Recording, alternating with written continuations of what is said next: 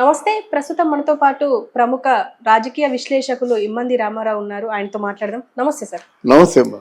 Sir, ఇప్పుడు ప్రస్తుతం Pawan Kalyan deputy CM Pawan కళ్యాణ్కి జెడ్+ సెక్యూరిటీ పెంచబోతున్నారు, అంటే ఎక్స్ట్రా ఇవ్వబోతున్నారు సెక్యూరిటీ అనేసి అంటున్నారు. ఎందుకు అంటే ఆయన ప్రాణానికి ముప్పు ఉంది అని చెప్పేసి వార్తలు బాగా వస్తున్నాయి. ఎంతవరకు నిజమయ్యే అవకాశం ఉంది సార్? నా దృష్టిలో ఈ పుకారు పుట్టించిన వాళ్ళు ఖచ్చితంగా వైసీపీ పార్టీ వాళ్ళే. వైసీపీ పార్టీలో అధినాయకుడు జగన్మోహన్ రెడ్డికి మైండ్ గేమ్ ఆడడం బాగా తెలుసు. దాన్ని ఏ విధంగా తోసేశారంటే, మావోయిస్టులు ఏదో బెదిరిస్తున్నట్టుగా దీనికి ఒక కలర్ ఇచ్చారు. మావోయిస్టులు ఎందుకు బెదిరిస్తారు? వాళ్ళకి ఇష్టమైన పరిపాలన అందిస్తున్నారు కదా. మావోయిస్టుల లక్ష్యం ఏంటంటే పేదలకి కూడు గుడ్డ నీడ, ఈ మూడే ఉంటాయి ప్రాతిపదికన. ఎక్కడైతే పేద ప్రజలకి కూడు లేకుండా గుడ్డ లేకుండా మన నీడ లేకుంటే ఉంటే కష్టం కదా. దాని మీదే ఈ మావోయిస్టులు పోరాటం. ఆ పని పవన్ కళ్యాణ్ చేస్తున్నప్పుడు ఆయన మీద పగిన తెప్పించుకుంటారంటున్నా నేను. అంటే ఇది పుక్కిటి పురాణం. ఈయన మీద ఎవరో పూర్తిగా నిఘా వేశారు, ప్రాణాపాయం ఉంది అంటే ఎవరైనా చంపొచ్చు కదా. బాగా బుద్ధిగా ఆలోచించే వాళ్ళు ఎవరైనా ప్రాణాపాయం ఉందంటే జగన్మోహన్ రెడ్డి వల్ల ప్రాణాపాయం ఉంది, అంతే కదా. ఏమైనా జరిగినట్టు వాళ్ళు ఒకటే అంటారు, ఇంకెవరి వల్ల ప్రాణాపాయం లేదు, కానీ జగన్మోహన్ రెడ్డి వల్ల ప్రాణాపాయం ఉంటుంది. దానికి ఎవరెవరినో సంబంధిత వ్యక్తుల్ని, బాగా పవర్ఫుల్ వ్యక్తుల్ని, కొట్టగలిగే వ్యక్తుల్ని బేరం ఆడుకుంటారు, 2 కోట్లకు తీసుకొస్తారు, వాళ్ళ ప్రయత్నాలు వాళ్ళు చేస్తారు. ఇక్కడ మనం అనుకున్నది ఏంటంటే శివుని ఆజ్ఞ లేనిదే చేవైనా కుట్టదు. అది భగవంతుడు ఇప్పుడు అంటే ఆ ప్రాప్తం ఉంటే వద్దనుకోండి. ఈలోగా మొత్తం వాళ్ళ తాలూకు సంబంధికుల్ని, శ్రేయోభిలాషుల్ని, జనసేన వ్యక్తుల్ని, ఆయన అంటే అభిమానం ఉన్న వాళ్ళందరినీ మనోభావాలు దెబ్బతినేలాగా ఆందోళన పడేలా చేయడం వాళ్ళ తాలూకు ఉద్దేశం. వాళ్ళకేంటంటే జగన్మోహన్ రెడ్డికి పవన్ కళ్యాణ్ అంటూ లేకపోతే ఆయన పోటీ లేదు కదా. ఏముంది దబాయి జగన్మోహన్ రెడ్డి, పవన్ కళ్యాణ్ ఉన్నంతసేపు జగన్మోహన్ రెడ్డి ఏమీ చేయలేడు. జగన్మోహన్ రెడ్డి పవన్ కళ్యాణ్ తిప్పి కొట్టగలడు. ఇది మన విశ్లేషణ. రెండోది, పవన్ కళ్యాణ్కి కూడా ఈ అంటే జెడ్ సెక్యూరిటీ లెవెల్స్ ఉంటాయి కదా. ఆల్మోస్ట్ 11, 1 or 2 సెక్యూరిటీ ఇచ్చి ఉంటారు ఈయనకి. అది అలాగుంటే మనం పవన్ కళ్యాణ్ గురించి ప్రత్యేకించి చెప్పుకోవలసింది ఏమిటంటే, ఇక్కడ మొదట్లో ఉన్నంత ఫెరోషియస్నెస్, ఆ అగ్రెసివ్నెస్ లేకుండా పోయింది. అది తప్పు. నీ తాలూకు ఆ మనసులో ఉన్న మాట, అంటే నాభిలో ఉన్న మాట బయటికి చెప్పడం వల్లే ప్రజలందరూ నీకు కనెక్ట్ అయ్యారు. ఇప్పుడు ఎవరు నా శత్రువు కాదంటే వాళ్ళందరూ ఏమైపోతారు? చెడ్డ పని చేసే ప్రతి ఒక్కడు శత్రువే. సమాజం తాలూకు హితవు కోరిన వాడు ఎవడైనా శత్రువే. సమాజానికి ద్రోహం చేసేవాడు శత్రువు. వాడిని ఏరి పారేయాలి. నువ్వు చేయడం ఏంటి? కృష్ణ పరమాత్ముడే చేశాడు, అంతే కదా. నువ్వు చేయడం ఏంటి? నువ్వు నువ్వు మనిషివి, చేసినా చేయకపోయినా ఒకటే. దైవమే చేశాడు. భక్తి ఉంది కనుక ఆ కృష్ణ పరమాత్మును ఉదాహరణగా చెప్తున్నాను అన్నమాట. సమాజంలో చెడు పురుగులే ఏరే లేకపోతే అది ప్రభావితం చూపిస్తుంది.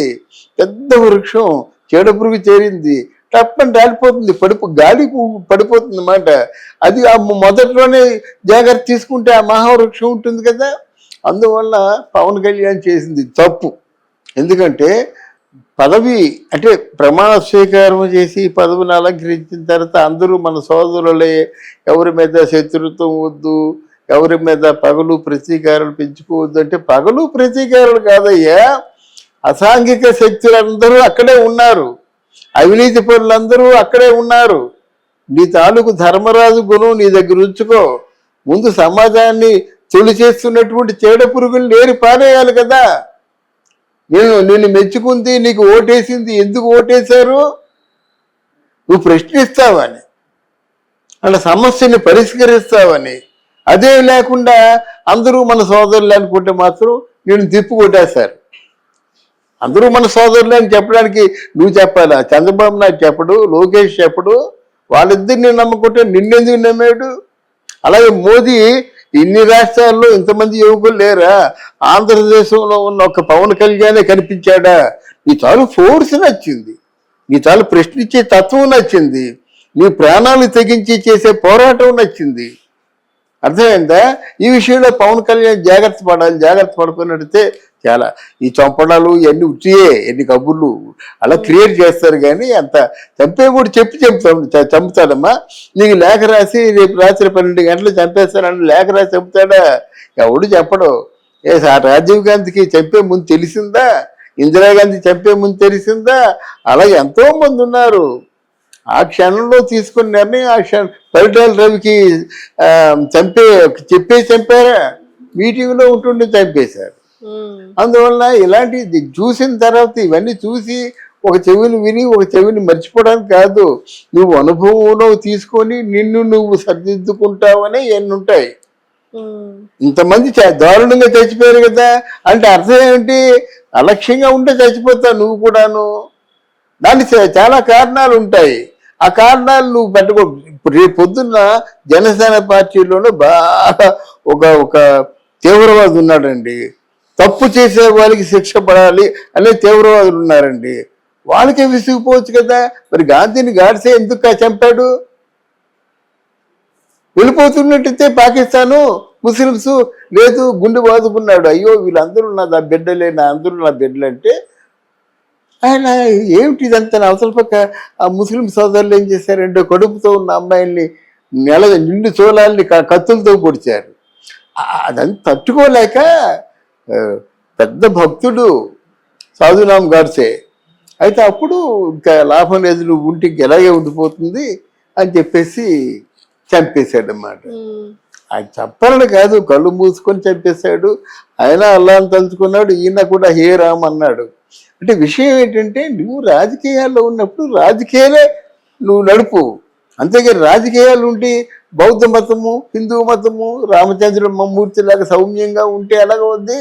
రామచంద్రమూర్తి కూడా కోపం వచ్చింది. రావణాసురుడు తన భార్యను ఎత్తుకుపోయినప్పుడు కోతుల్ని తయారు చేసుకున్నాడు, వెళ్ళాడు. తీరా అక్కడికి వెళ్ళేసరికి వద్దు, ఆయన ఎందుకు చంపాడు? ఆయన కూడా రావణాసురుడు గొప్పవాడు, సమస్త శాస్త్రాలు తెలిసినోడని వెన తిరిగి వచ్చేస్తే కోతులు కరిచి చంపేస్తారు రాముణ్ణి. అంతే కదమ్మా. అందువల్ల ఎందుకంటే ఆ పవన్ కళ్యాణ్ చెప్దాం అనిపించే చెప్తున్నా నేను. నువ్వు డెఫినెట్గా అసలు పవన్ కళ్యాణ్ అనగానే ముందు ఫోర్స్ వస్తుంది, తర్వాత ఏమో ఒక ఉద్రేకం వస్తుంది, మూడోసారి ఒక కార్యాచరణ వస్తుంది. ఆ మూడు లేకుండా వెళ్ళిపోయి నువ్వు అంటే అన్నపాసనాడ అవకాశం చేద్దాం అనుకుంటే కాదు. అది ముందు నిన్ను నువ్వు సంరక్షించుకో, లేకపోతే ఇట్లాంటి వార్నింగ్లు చాలా వస్తాయని చెప్పేసి తెలుసుకుంటాడని మనం ఈ వీడియో చెప్పుకుంటున్నాం. అంటే కావాలనే సెక్యూరిటీ పెంచుకోవాలనే ఆలోచనతో ఇలాంటి రూమర్ స్ప్రెడ్ చేస్తున్నారు అని చెప్పేసి మాట్లాడుతున్నారు కొంతమంది. అంతేనమ్మా, ఇది రూమర్స్ అమ్మా, కేవలం మైండ్ గే మారుతున్నారు అన్నమాట. రేపొద్దు లోకేష్ చూడు, ఈ వీడియో కవరేజ్ ఉంచు, రేపొద్దు లోకేష్ ఎక్కడో నీకు మరణం తప్పదని వార్నింగ్లు ఇస్తారు. సర్వసాధారణం రాజకీయాల్లో. కానీ కాదంటే మన తాలూకు మార్గాన్ని మాత్రం మార్చుకోకూడదు. ఇక్కడ నుంచి బొంబాయి వెళ్ళాలంటే బొంబాయి టికెటే తీసుకోవాలి. నేను కలకత్తా టికెట్ తీసుకొని బొంబాయి చేరిపోతానంటే పూర్తిగా దారి తప్పిన వాడిని అవుతాను కదా. అలా పవన్ కళ్యాణ్ కూడా ఏ వేగంతో, ఏ ఫోర్స్తో, ఎంత పోరాట పటిమతో అడుగు పెట్టాడో అదే మెయింటైన్ చేయాలి. లేకపోతే